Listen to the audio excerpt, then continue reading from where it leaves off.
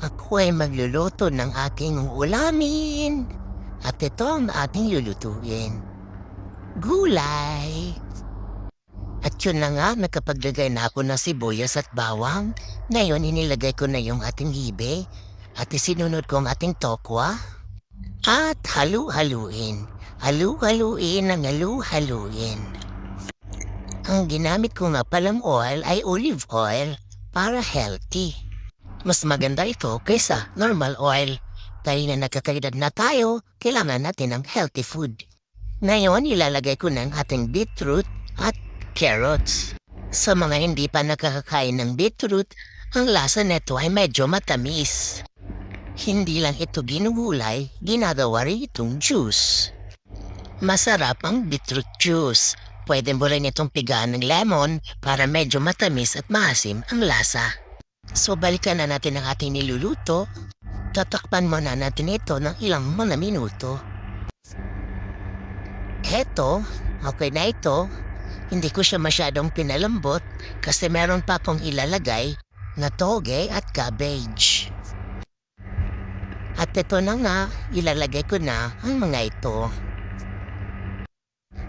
Hay, medyo maliit itong ating kawali at mukhang aapaw itong ating gulay. Pero carry bells lang ito. Tatakpan na lang muna natin at mamaya na natin halu-haluin.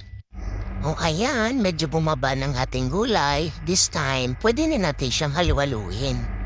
Pero dahan-dahan lang kasi medyo marami talaga ating gulay. Ayan, dahan-dahan lang hanggang sa mahalo siya ng mabuti. Ayan, nahalo na siya. At this time, lalagyan na natin siya ng mga pampalasa. Gaya ng paminta. At syempre, lalagyan din natin siya ng magic syrup at asin. Pagkatapos niyan, halo-halohin nating maigi para pantay ang lasa. Hindi yung may ibang part na walang lasa at may ibang part na sobrang alat naman.